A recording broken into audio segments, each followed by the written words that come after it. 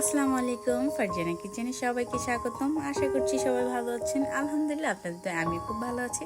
চলে আসলাম নতুন আরও একটা রেসিপি নিয়ে। আজকে আপনাদেরকে করে দেখাচ্ছি গরুর মাংসের রেসিপি। এটা গরুর মাংস ভুনা, একদম কষা কষা ভুনা। এটা খেতে দারুণ মজা। যারা এখনও ট্রাই করার নেই অবশ্যই বাসায় ট্রাই করে ফেলবেন। আমার রেসিপিটা দেখে অবশ্যই লাইক কমেন্ট শেয়ার করে দিবেন।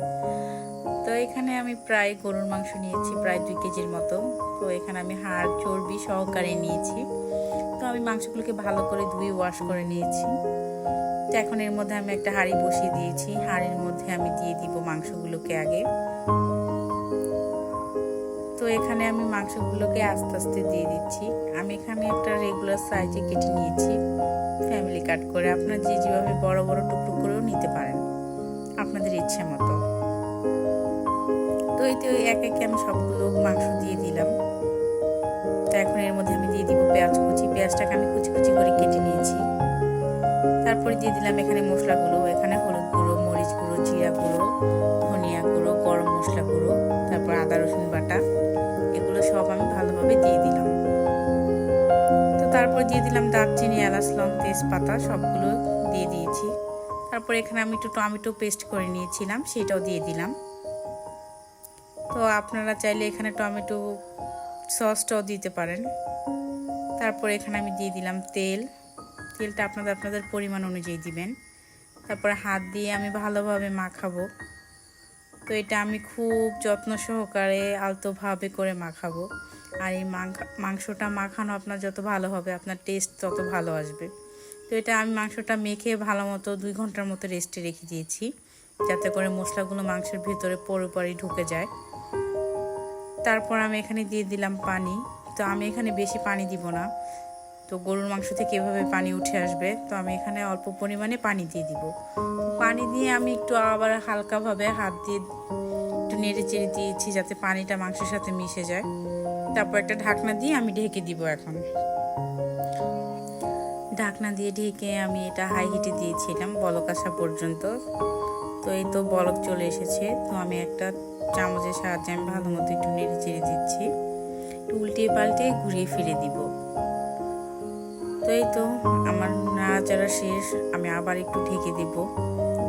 আর আমি জালটা এখন একদম মিডিয়াম লো করে দিব, যেহেতু আমার জালটা এখন বাড়ানো আছে। এইভাবেই আমি মাংসটাকে রান্না করে নিব। প্রায় অনেকক্ষণ পর আবার চলে আসলাম। তো আমি আবার হালকা একটু নাড়াচাড়া দিয়ে দিচ্ছি।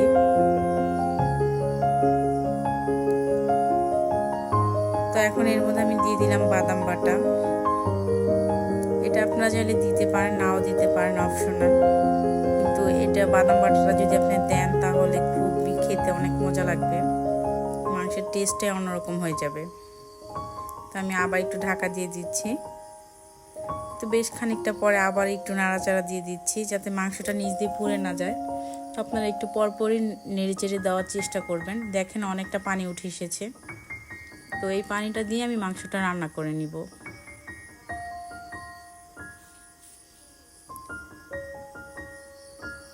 তো এই তো কিছুক্ষণ পরে আবার চলে আসলাম। আমার মাংসটা দেখেন একদম গরম গরম ধোয়া উঠতেছে। তারপরে দিয়ে দিলাম আমি কাঁচামরিচ। এখানে আমি 4-5টা কাঁচামরিচ দিয়ে দিলাম ফালি করে, চিড়ে দিইনি, মাঝখান থেকে কেটে দিয়েছি। তো আবার একটু নেড়ে চেড়ে দিচ্ছি। মাংসের যে গ্রানটা ছিল অনেক অনেক মজা ছিল। আপনার বাসায় অবশ্যই একদম নর্মাল সিম্পল ওয়েতে বাসায় এটা তৈরি করবেন সহজভাবে। তো এই তো প্রায় হয়ে এসেছে আমার মাংসটা। তো আমি আবার একটু নেড়ে চেড়ে দিচ্ছি। ঝোলটা অনেকখানি কমে এসেছে, আপনারা দেখেই বুঝতে পারছেন।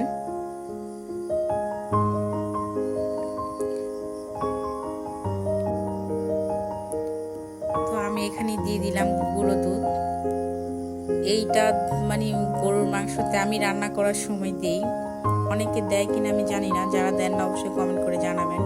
কিন্তু আমি গরুর মাংস রান্না করলেই লাস্টে এই গরুর দুধটা দিয়ে কিছুক্ষণ ঢাকা দিয়ে রাখি। এটাতে গরুর যে একটা টেস্ট সেটা অনেক অনেক ভালো আসে, একদম মানে অন্য লেভেলের হয়ে যায়।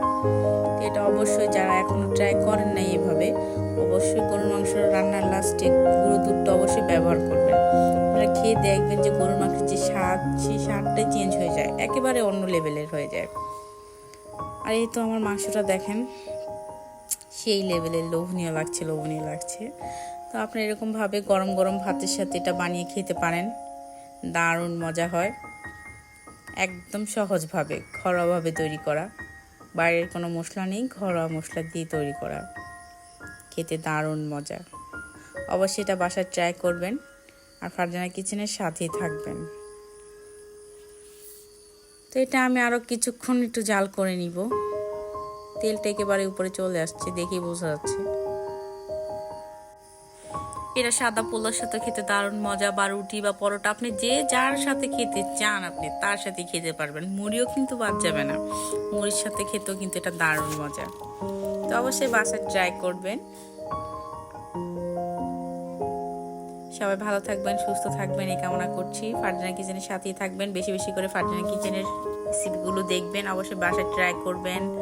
লাইক কমেন্ট শেয়ার দিয়ে পাশেই থাকবেন, ফলো দিতে একদমই ভুলবেন না। অনেক ফ্রেন্ডরাই আছেন ফলো দেন না, ভিডিও দেখে চলে যান, কিন্তু এই ভুলটা করবেন না, ফলো দিয়ে পাশে থেকে উৎসাহিত করবেন। সবাই ভালো থাকবেন, আল্লাহ হাফেজ।